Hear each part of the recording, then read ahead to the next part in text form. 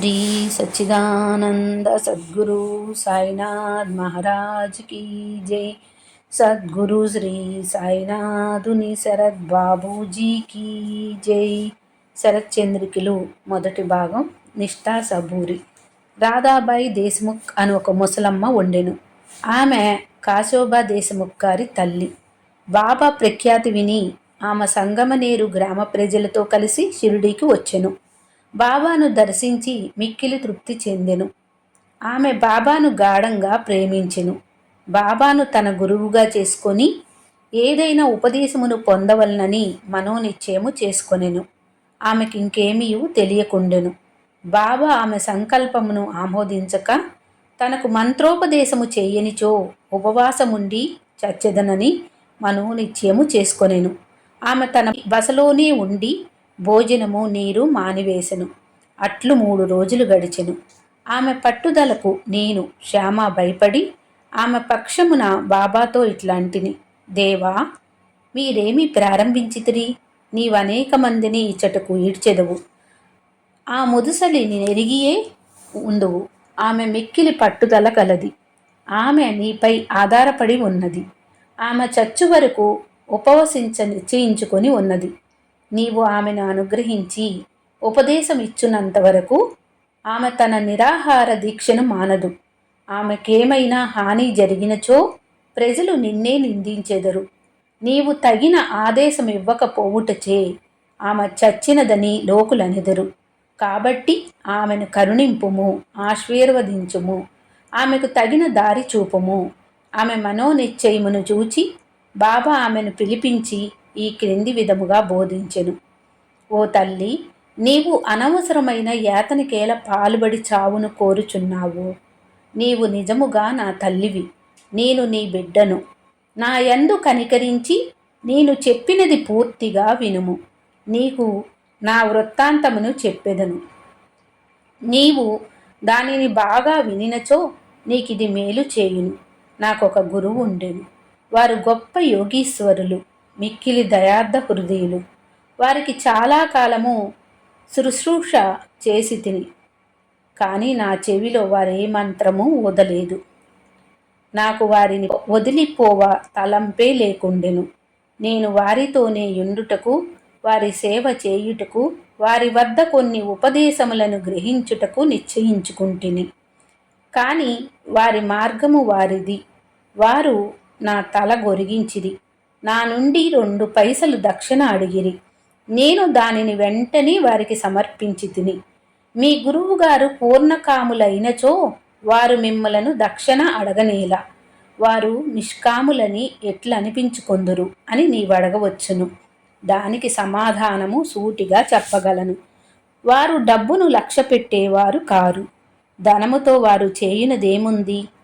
వారు కోరిన 2 కాసులలో ఒకటి నిష్ఠ, రెండవది సంతోష స్థైర్యములతో కూడిన ఒరిమి।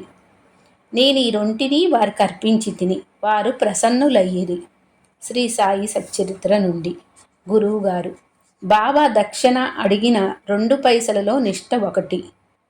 మన మనసును లక్ష్యంపై నిలుపుకొని మనకేం కావాలి, మనం ఎక్కడికి వెళ్తున్నాము, మనం ఏం చేస్తున్నాము అని మనల్ని మనం ప్రశ్నించుకుంటూ ఆ లక్ష్యం పట్ల శ్రద్ధను కలిగి ఉండడం అని దాని అర్థం। ఎటువంటి పరిస్థితులు ఎదురైనా సరే, అవి మనకు రుచించినా రుచించకపోయినా, సంతోషదాయకమైనా కాకపోయినా పట్టు వదలకుండా స్థిరచిత్తంతో లక్ష్యాన్ని అంటిపెట్టుకోవడమే నిష్ఠ। ఏ యాచకునికైనా ఇది సహజం। వాస్తవానికి నిజమైన యాచకుడు పట్టు వదలడు। ఎవరైనా ఇవ్వకపోయినా లేదా అతన్ని తరిమి వేసినా అతను వెళ్ళిపోడు। అయ్యా, 1 రూపాయి, 1 రూపాయి అని అడుగుతూనే ఉంటాడు తప్ప అతను కదలడు। తన లక్ష్యాన్ని అంటిపెట్టుకునే ఉంటాడు, దానిని పొందడం కోసం వెంట పడుతూనే ఉంటాడు। అతని దగ్గర నిష్ఠను నేర్చుకోండి। బాబా అడిగిన 2వ పైసా సబూరి। సబూరి అంటే ఆనందంగా వేచి ఉండడం, అంతేకాని అది మరీ విపరీతం, ఇక నా వల్ల కాదు అని వగచడమో, లేదా ఊరికే విసిగిపోయి నిస్పృహ చెందడమో, లేక అసహనంతో మధ్యలో వదిలివేయడమో కాదు। ఆనందంగా ప్రేమతో సహనంతో వేచి ఉండడం, అది సబూరి. శ్రీ సాయి సచ్చరిత్రలో సిద్దిక్పాల్కి కథ వస్తుంది. అతను హాజ్ యాత్ర ముగించుకొని బాబా వద్దకు వస్తాడు. అయితే బాబా అతన్ని కనీసం ద్వారకామాయిలోనికి అడుగు పెట్టడానికి కూడా అనుమతించలేదు. తమను దూరం నుండి మాత్రమే దర్శించుకోవచ్చునని, అతను ద్వారకామాయిలోనికి మాత్రం అడుగు పెట్టనే కూడదని ఆదేశిస్తారు. దాంతో 9 నెలల పాటు పాల్కే షిరిడీలోనే వేచి ఉంటాడు. నిజానికి అది ఎంతటి అవమానకరమో కదా. ఒక హాజీ మసీదులోకి అడుగు పెట్టలేకపోవడం, దానిని అతను ఎలా భావించి ఉండాలి? అయినప్పటికీ హాజీ పాల్కే 9 నెలల పాటు వేచి ఉన్నాడు. అతని ఒరిమి ఎంతటి ఉత్తమమైనదంటే తత్ఫలితంగా అటు పిమ్మట అతను బాబాతో కలిసి భోజనం చేసేవాడు.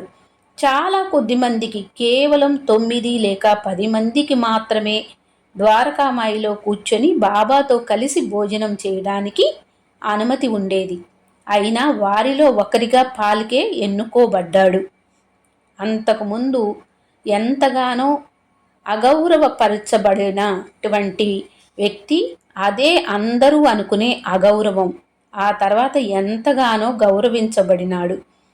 దానికి కారణమేమిటి? అతనికి ఆ గౌరవాన్ని అందించిందేమిటి? అతని ఒరిమి, అతని సబూరి.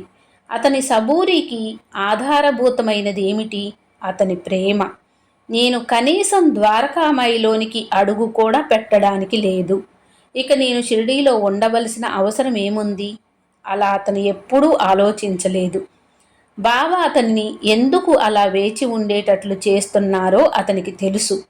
అతను ఎదురు చూస్తూ అక్కడే ఉన్నాడు. చివరికి అతను కోరుకున్న దానిని పొందాడు. అది సబూరి అంటే. నిష్టకు అర్థం నమ్మకం కాదు. వాస్తవానికి నిష్టను అచంచలమైన పట్టుదల అని అనువదించాలి. అచంచలం అని ఎందుకు? ఎందుకంటే నీ ఇష్టాయిష్టాలు నిన్ను చలింపజేస్తుంటాయి. కాబట్టి అచంచలం యొక్క భావం నా ఇష్ట, వేరే ఇష్టాలు లేకపోవడం. ప్రతి ఒక్కరికి వారి వారి ఇష్టాయిష్టాలు, వ్యామోహాలు, తమవైన ప్రాధాన్యాలు ఉంటాయి. సంస్కృతంలో ఇష్ట అంటే నీకు నచ్చినది, నువ్వు ఎంచుకునేది. అందుకని నా ఇష్ట అంటే ఇష్టం కానిది, ఎంచుకునేది కాదు, నచ్చినది కాదు. అంటే నీకు ఉన్న అన్ని ఇష్టాల్లో మొట్టమొదటగా ఒక ఇష్టమంటూ మన ఆరాధ్య దైవం పట్ల ఉన్న ప్రేమ ఉండాలి. ఉన్నటువంటి అన్ని ఇష్టాల్లో ఒకే దానిని అంటిపెట్టుకొని ఉండడం నిష్ట. ఇదే బాబా అడిగిన అచంచల భక్తి. మనకు ప్రీతికరమైన లక్ష్యం పట్ల మన ప్రేమ పెరిగే కొలది మిగతా ఆకర్షణల కన్నా లక్ష్యం పట్ల మనకున్న ఆకర్షణ బలీయమై ప్రేమ అచంచలమవుతుంది. అప్పుడు ఈ ఆకర్షణ క్రమంగా మిగతా ఆకర్షణల నుండి నిన్ను దూరంగా లాగివేస్తుంది. అప్పుడు నీ ప్రేమ అచంచలమై సుస్థిరమవుతుంది. అది నిష్ట. భక్తుడు, గురువుగారు, నిష్ట, సబూరి ఉంటే దుఃఖం పట్ల మన భావన మారుతుందా? లేక అంతర్లీనమైన లక్ష్యం ఉండడం వల్ల మనకు ఆ బాధ నిజంగానే తక్కువగా ఉంటుందా అనిపిస్తుందా? గురువుగారు, అసలు కష్టానికి, అలా కష్టపడటానికి గల కారణానికి మధ్య గల సంబంధాన్ని నువ్వెలా చూస్తున్నావు అనే దానిపై అది ఆధారపడి ఉంటుంది. ఉదాహరణకు, ఎయిర్పోర్ట్లో నీ యజమాని కోసం వేచి ఉండడానికి, నీకు ప్రియమైన వ్యక్తి గురించి వేచి ఉండడానికి గల తేడాను గమనించు. మీ యజమాని వస్తున్నాడు. అతన్ని తీసుకొని రావడానికి నిన్ను ఎయిర్పోర్టుకు పంపించారనుకుందాం. నువ్వు గుర్తింపు కార్డు పట్టుకొని వచ్చి అక్కడ నిలుచొని ఉంటావు. అంతలో అనవసర సాంకేతిక కారణాల వలన విమానం 2 గంటలు ఆలస్యమవుతుంది అని చెప్తారు. ఆ 2 గంటలు నువ్వు ఎంత బాధపడతావో చూడు.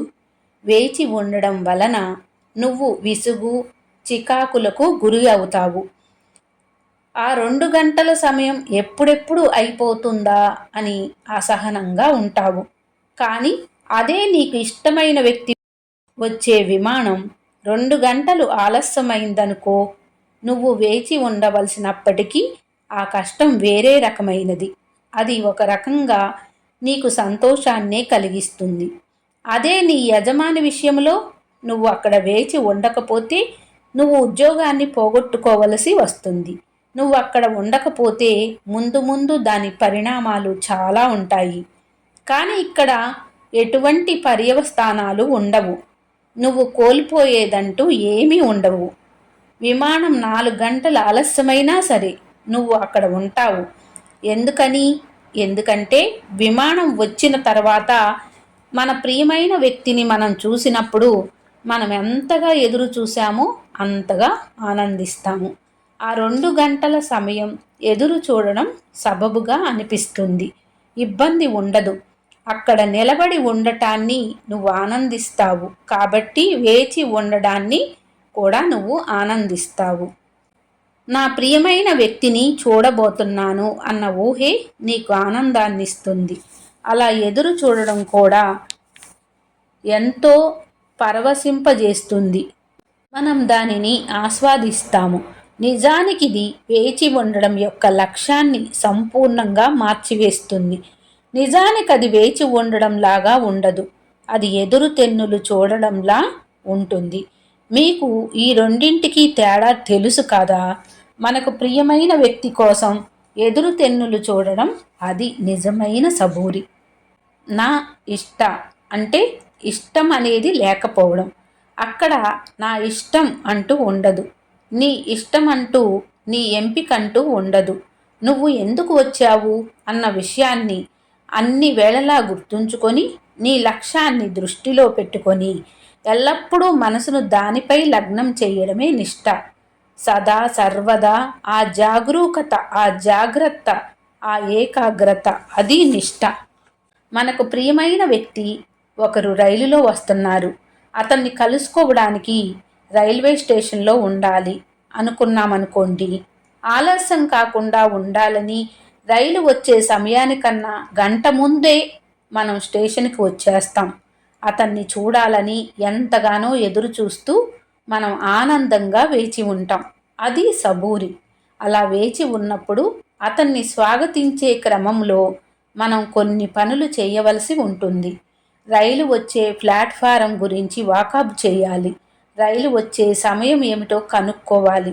ఏ బోగీలో ఉన్నారో తెలుసుకొని సరి అయిన ప్రదేశంలో నిల్చొని సావధానంగా ఉండాలి. మనం రైలు వచ్చే వైపుకు ఎంతో ఆతృతంగా చూస్తూ వేచి ఉండడం రైలును తొందరగా వచ్చేటట్లు చేయదు. కానీ రైలు వచ్చేటప్పటికి మనం తయారుగా ఉంటాం. వచ్చిన వెనువెంటనే ఆ ప్రియమైన వ్యక్తిని చూడగలం. అతన్ని స్వాగతించడానికి సిద్ధంగా ఉంటాం. సాధన అంటే ఇటువంటి సన్నాహాలే. ఆనందంగా వేచి ఉండడం అనే కళ, సంసిద్ధత, గ్రహణ శక్తి అనే కళ. భక్తుడు శ్రీ సాయి సచ్చరితలో ముందుగా బాబా గురువు బాబా తలను క్షవరం చేయించి తర్వాత 2 పైసలు అడిగినట్లు రాసి ఉంది. అంటే బాబా ఆలోచనలన్నీ తొలగిపోయిన తర్వాత మాత్రమే ఆయన బాబాను నిష్ఠా సబూరీలు అడిగారా? గురువుగారు తక్కినవన్నీ పోయిన తర్వాత మిగిలేవే నిష్ఠా సబూరి. పరిపూర్ణమైన ప్రేమతో కూడిన శ్రద్ధతో గురువు వద్ద నిరీక్షించడం అది నిష్ఠా సబూరి. భక్తుడు మిగిలేవి అవే నా గురువుగారు. గురువుగారు అవును, మిగిలేవి అవే. వాస్తవంగా ఆయన బాబా దగ్గర మిగిలిన 2 పైసలు ఇవే. ఈ 2 కూడా దక్షిణగా సమర్పించవలసి వచ్చింది. శ్రీ సచ్చిదానంద సద్గురు సాయినాథ్ మహారాజ్ కీ జై. సద్గురు శ్రీ సాయినాథుని శరద్ బాబూజీ కీ జై.